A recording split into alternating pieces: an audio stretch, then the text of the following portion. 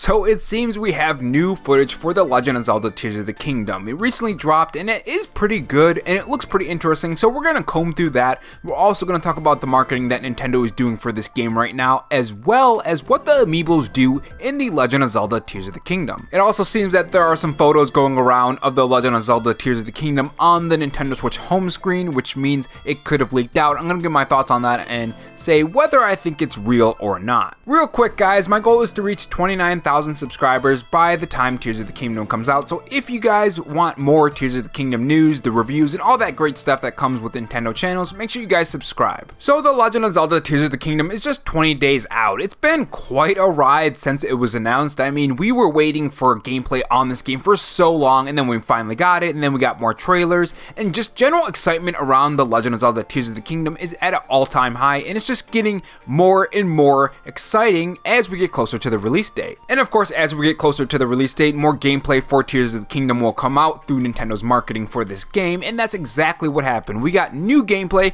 for The Legend of Zelda Tears of the Kingdom. Now, first off, what I find interesting about this footage is that it seems like it's in the beginning of the game, and it showcases various types of weapons. And that may not seem like something big to you, but it is big to me because that means there's going to be multiple options for different type of weapons right in the beginning of the game. I think one thing that a lot of RPGs do is tend to restrict the type of weapons and things that you can have in the beginning of the game, and then as you get further, you get more types of weapons. Personally, I like RPGs that completely open up the set of tools that you can have and just let you run wild, so it's great to see that we're going to be able to get a lot of great and fantastic weapons throughout Tears of the Kingdom right from the beginning. Because I think that's what makes this gameplay so special so far from what we've seen, is that it seems like they're really leaning on the player's creativity. So the first shot, you see that he still has a shield on his back, but he also has a heavy weapon that can chop down trees. And remember, in this game, you can combine parts of the world with your weapon, so chop down the tree and then add it to your weapon, and it'll become a new weapon and change your style again. So it keeps things fresh right from the beginning, which I think that's something that a lot of games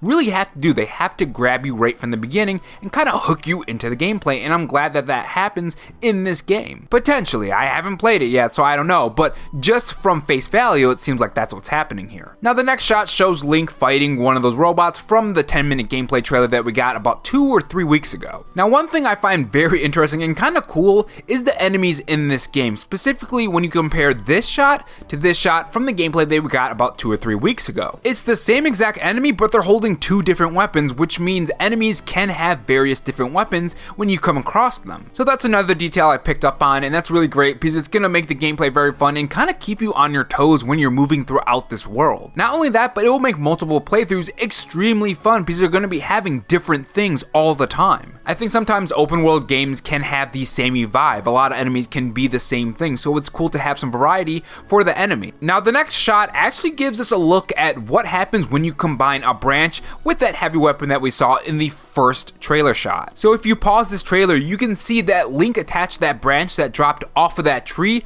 onto his heavy weapon, and it made it into a new weapon. And that's what I was talking about, combining these things and creating new weapons and creating new gameplay. It's really exciting for me. Now, in this shot, we also do see in the background some kind of formation that's forming in the sky. It could be a dungeon, it could be something else. We don't really know what it is, but something is in the background, and it looks pretty huge and kind of ominous, so it's going to be interesting to see what that is. Now, the next shot shows Link with a mushroom on a spear, which is kind of just funny to me, but aside from how funny it is, I do wonder what kind of effect is it going to have. Is it just going to have some kind of blunt effect? Is it going to stun the enemies? Maybe if it's a certain mushroom, it can do some kind of status effect on the enemies? I don't know, I think that would be pretty cool, have different mushrooms do different things. We also get a quick shot of Link holding a shorter sword, which is pretty cool. Again, I just love the variety of weapons that we've seen so far just from this small clip. I can't wait to get my hands on this. And the next shot shows some sailing for Link 2 as well, which I think that's what we can expect from this game. I mean, it was in the first game as well in some way, shape, and form, and it's going to be even better in this game because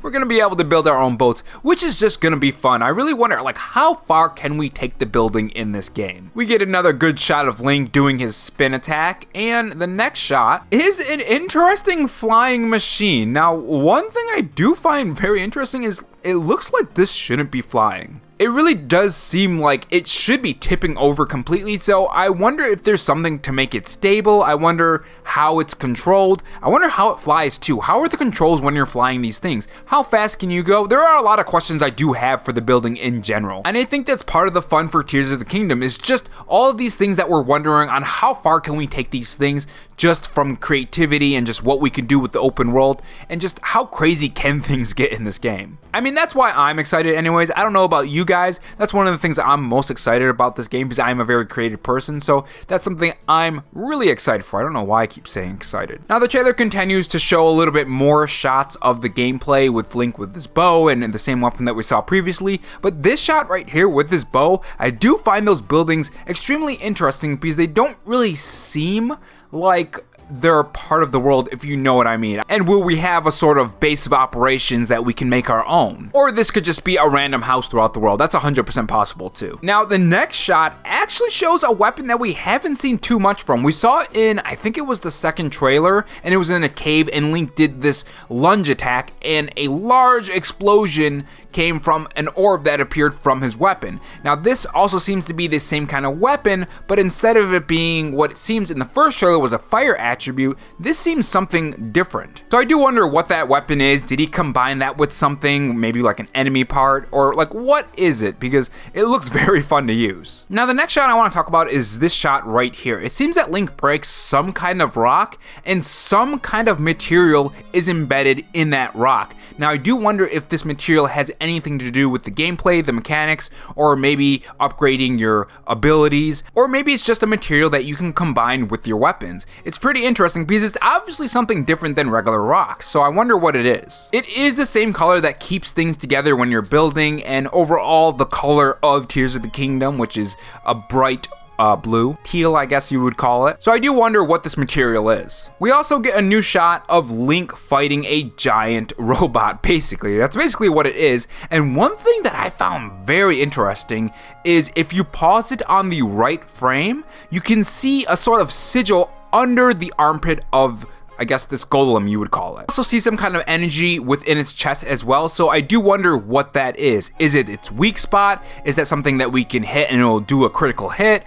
It really is very interesting to me, because usually these kind of things do have some kind of weak spot. And moving on to the next topic, it seems that The Legend of Zelda Tears of the Kingdom could have leaked out early. So if you guys haven't heard yet, it seems that there are screenshots of a Nintendo Switch that has the icon for Tears of the Kingdom on their home screen. And since then, people have been doing all of these mock-ups and all of these fake things that say, hey, I got Tears of the Kingdom. And some of them are just jokes, of course, but some of them are trying to pull it off as, oh my god, it leaked out, you know? Now, on face value, it does look real. It doesn't look fake. It doesn't look like anything out of the ordinary. But as we know, these things can be fake, because literally if you scroll down in this Twitter thread, you can see someone who made a completely fake one, because obviously God of War Ragnarok is not on the Nintendo Switch, and it does look 100% real. But aside from that, real or fake, I think this game is 100% gonna leak out early. It happens to every single Nintendo Switch game, especially the ones that are pretty big in name. So leading up to the release date of The Legend of Zelda Tears of the Kingdom, make sure you guys are being extremely careful when you're on YouTube, Twitter, even Instagram.